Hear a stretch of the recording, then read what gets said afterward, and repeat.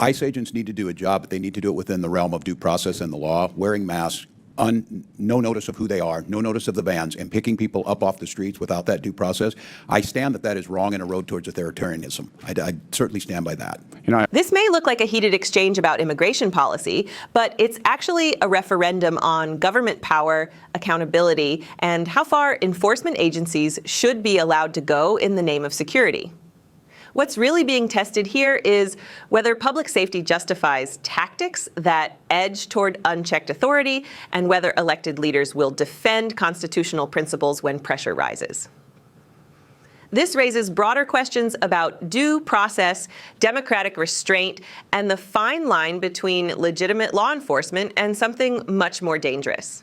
In this video, we'll break down the pivotal moments where rhetoric meets reality, where policy collides with human consequence, and where the balance between freedom and force is pushed to its breaking point. Thank you, Mr. Chairman. Governor Walz, you said that as long as you are governor, immigrants will be welcome in Minnesota. Do you find a difference between an immigrant and an illegal immigrant? A difference, their status? Is there a difference? Legal status or otherwise? Well, the legal status is different, but what happens here isn't just a definitional question. It's a challenge to whether legality alone defines worth, legitimacy, and belonging in a democratic society. The exchange forces us to confront how law is used, either as a framework for justice or as a blunt political instrument. And it sets the stage for the core argument, whether policy serves people or whether people become the collateral of politics. in Minnesota we have a long tradition of welcoming. Okay. ICE in St. Paul arrested a criminal illegal alien who had been convicted for possession of child pornography on a work computer. Do you still stand by your statement that ICE agents are the modern-day Gestapo? ICE agents need to do a job, but they need to do it within the realm of due process and the law, wearing masks, no notice of who they are, no notice of the bans, and picking people up off the streets without that due process. I stand that is wrong and a road towards authoritarianism. I certainly stand by that. This moment highlights one of the most uncomfortable truths in modern governance. Institutions built for protection can also become instruments of intimidation when oversight fails. The stakes here aren't about one agency. They're about whether power remains accountable to law, transparency, and democratic restraint. If the public stops trusting the enforcers of law, the legitimacy of the entire system begins to erode. I have one rule. I have a couple rules in my office, but one of them is never compare anything dealing with the Holocaust except for the Holocaust. I think that it desensitizes people about what really went on in Nazi Germany by making any comparisons there.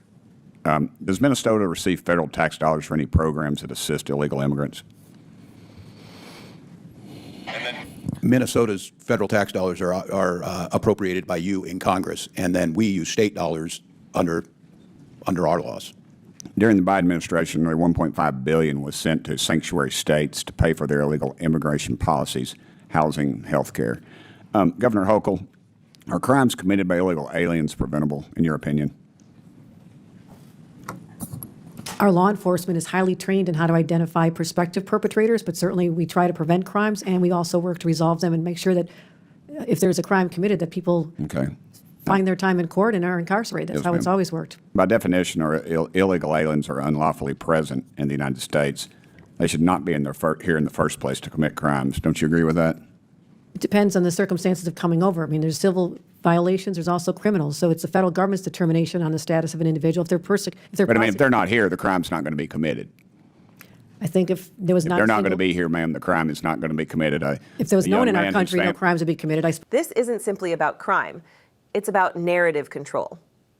The question becomes whether individual tragedies are being used to justify sweeping policies that reshape rights and freedoms. When fear becomes policy fuel, democracy risks drifting from principle toward reactionary governance. And once emotion overtakes law, consequences extend far beyond the cases being discussed. You could say the same thing. A young man in my district whose family is very close to me lost their son to an illegal alien.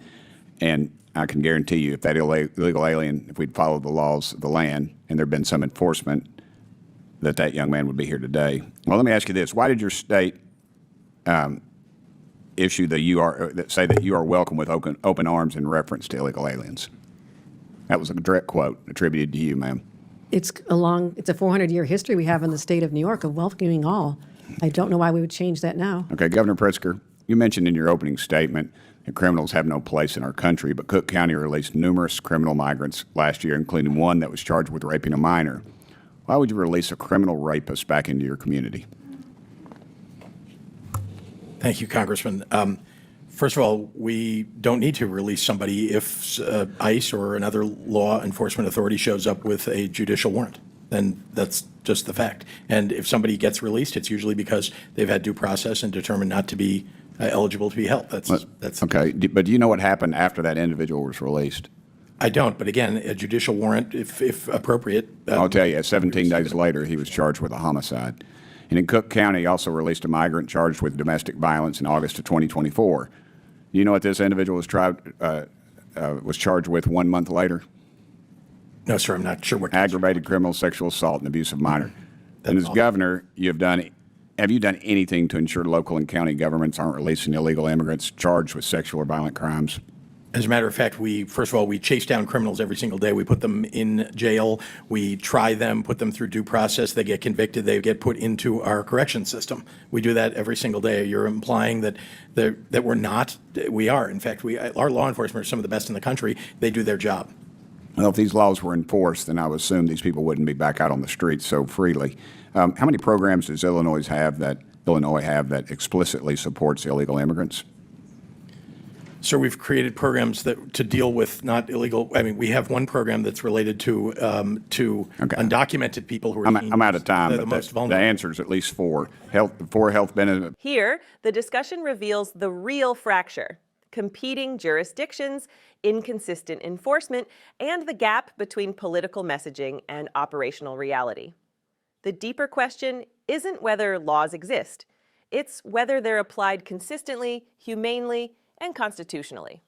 When agencies blame each other, when leadership deflects responsibility, it's not just governance confusion. It's a threat to trust, safety, and democratic stability. Benefits for immigrants, HBIS, health benefits for immigrants, adults, HBI, retention of Illinois students, and equity rise is the acronym for that act in the Illinois Dream Fund. And I'm sorry, I'm out of time, Mr. Chairman. I yield back. Sure, that's Mr. Min. Mr. Chairman, I'd like to finish the title of the article that I was trying to read into unanimous consent. Okay. This hearing exposes a core democratic dilemma: the tension between security and liberty, law and justice, authority and accountability. When enforcement becomes political, when rhetoric replaces responsibility, institutions weaken and trust collapses. A functioning democracy requires more than strong laws. It requires leaders willing to defend due process, transparency, and restraint, even under pressure. Because if power expands without accountability, rights shrink without warning.